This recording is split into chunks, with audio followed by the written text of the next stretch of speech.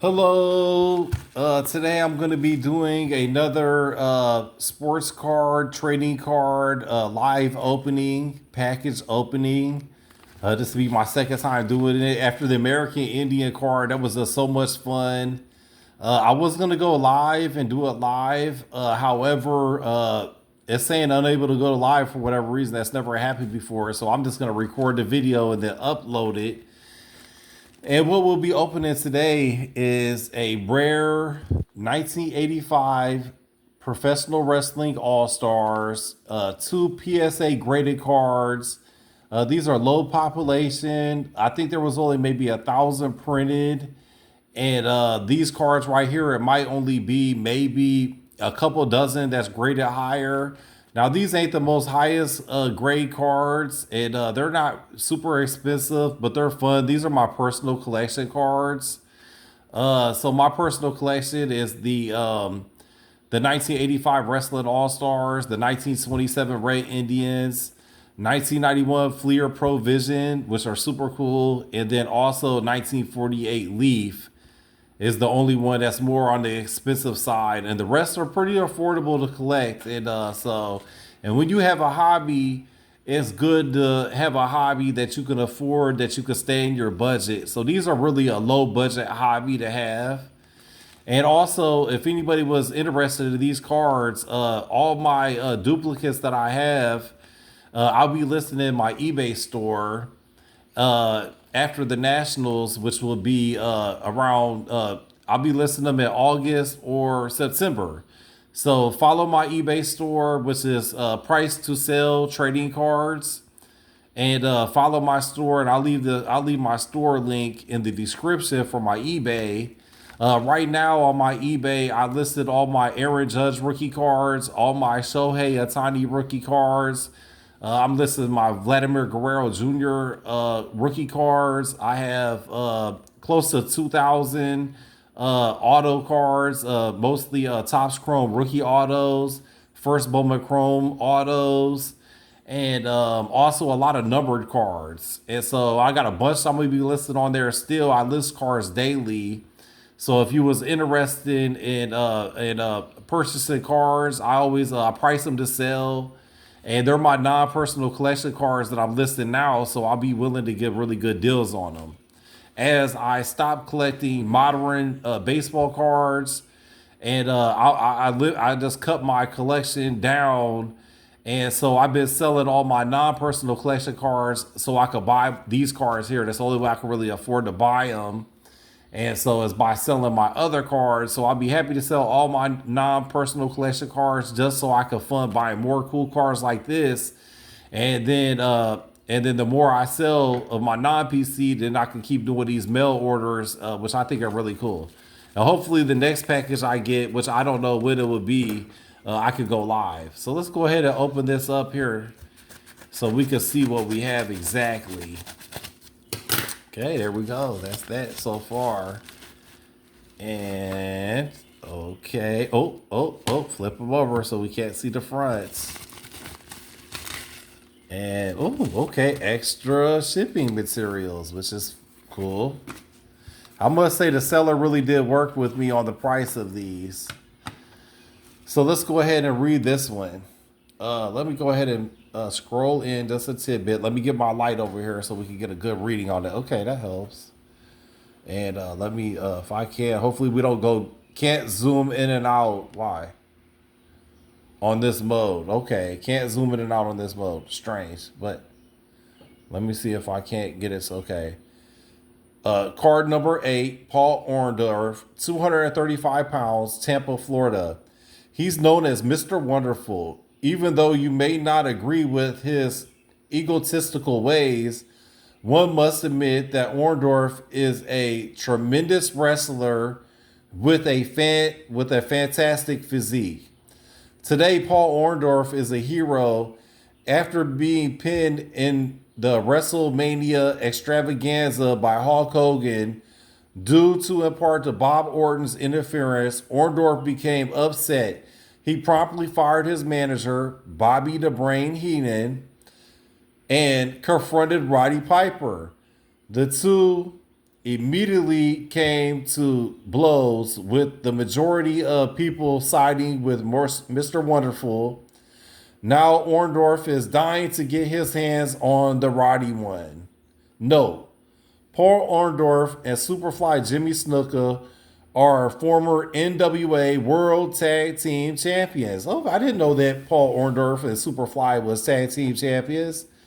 Superfly, I remember when I was about 8 years old, he was all the way on the top of a steel cage and did a Superfly jump. And I was like, I couldn't believe that. I was hooked after that. I was like, I love wrestling. That wasn't probably, I've been watching wrestling since probably 1980, 1981 is when I first started watching wrestling. And a little side note is that when I was a kid, when I grew up, I either wanted to be a Major League Baseball starting pitcher or a professional wrestler. That was the only two occupations that I ever wanted to have. And I actually worked and trained in doing that for 10 years. Never came to fruition. So let's go ahead and flip this card over and let's look at the front of it. Wow, Mr. Wonderful Paul Orndorff. He does have one of the best physiques. And back in the early 80s, he was a real rival to Hulk Hogan. As Hulk Hogan and Paul Orndorff, they wrestled in the main event of the first WrestleMania. So this is 1985 Wrestling All-Stars, Paul Orndorff. It's a hand cut set. These come from a magazine. And these are very rare. These are even more rare than the 1982 and the 1983 Wrestling All-Stars. And these are very rare cards. And this is a graded PSA 6, excellent to mint condition. As you can see, it has really nice colors. I mean, I would say mint condition. I would say this is a mint condition card. Maybe the centering is a little bit off. But I like it. It really, really, really presents well. I'll be happy to add this into my personal collection. And I'm trying to work on getting this whole set, which is a 55 card set, and I want them all PSA graded. I'm about halfway there. So that's the first card. Let's go ahead and look at the second card, shall we? This is card number 30, Junkyard Dog, 260 pounds, from Charlotte, North Carolina.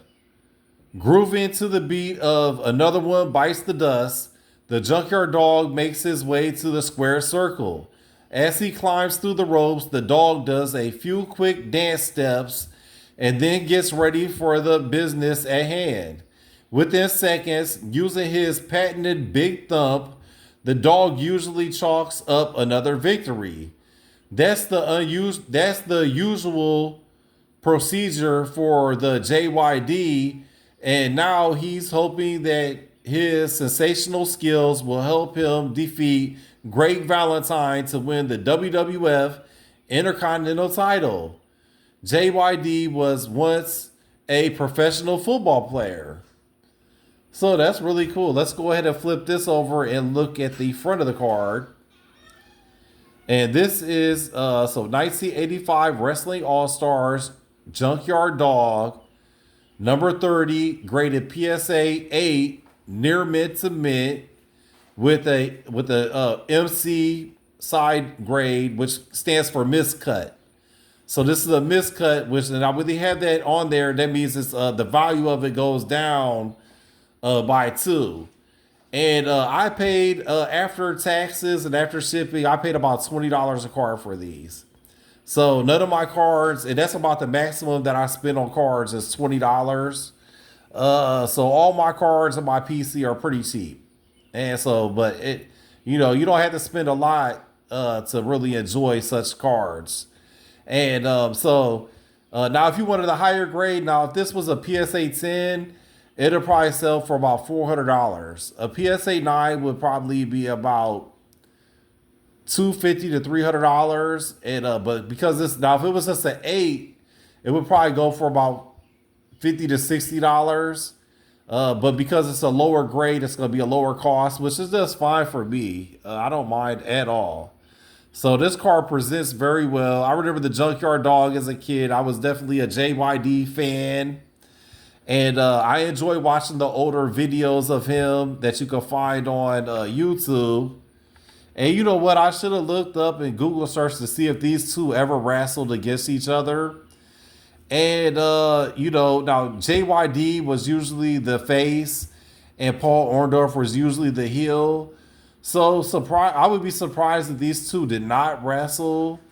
And I would say Paul Orndorff probably had the better career, but I don't know because the Junkyard Dog in the late 70s or early 80s, he used to sell out arenas. So maybe Junkyard Dog might have been more popular. I'm not for sure. If these two met in the square circle, I would guess I would think the Junkyard Dog would win. And probably Paul Orndorff with Bobby the Brain Heenan as manager. They probably would have got the disqualification, and Junkyard Dog would have won by disqualification. However, maybe they could have stole a win with Bobby the Brain Heenan, could have thought of a master plan, and Paul Orndorff could have beat Junkyard Dog. So that's the two cards, Junkyard Dog, Paul Orndorff. And then if we look at the back, the measure of the tape, so Junkyard Dog was actually 260 pounds and Paul Orndorff was 235 pounds. So he was about similar weight, but Junkyard Dog has a slight advantage. And then with the condition of these cards, I would say which one presents the well. Now, see, when you really look at these cards, I would suggest if you want to look at conditions, look at cards in the same set that put them together. And so if you just notice the difference of these cards, I would say the Paul Orndorff PSA 6 is actually better condition than the PSA 8 MC. If you notice the white borders, the white is so much crisper on the Paul Orndorff, and the centering actually looks better on the Paul Orndorff as well because it's not miscut, okay? And the coloring looks good. So actually, I would say the PSA 6 looks like a better condition than the PSA 8 MC. So that's something you want to look for when you're buying cards. Look at the borders. And also look how it presents. The centering is really big for value. So when you want to find a well-valued card, look for the centering. And then also look for the colors and the eye appeal. The eye appeal, both of these cards are nice. I'm happy to have both of these in my collection. However, I would say that Paul Orndorff will present better. And really looking forward to getting this whole complete set and PSA graded cards. I'm about halfway there. And I will do a video of how many cards I have together. And then once I get time to go through my cards. So right now I'm just focusing on selling all my modern cards, all my non-personal collection cards. So then I could afford to buy more of these personal collection cards. And I will just keep uploading videos as I get them in the mail, which I've only bought a few cards in the last couple of years.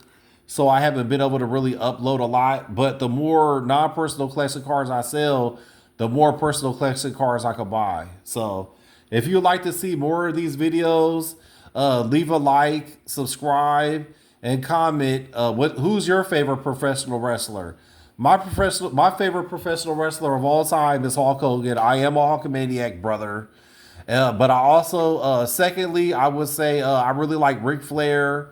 And then I also really like Andre the Giant. I said them were my top 3 all-time wrestlers. So in the comments, if you would comment your favorite wrestler and tell me what you guys think about these cards, okay? And hope you have a good day, and I'll catch you guys on the next video.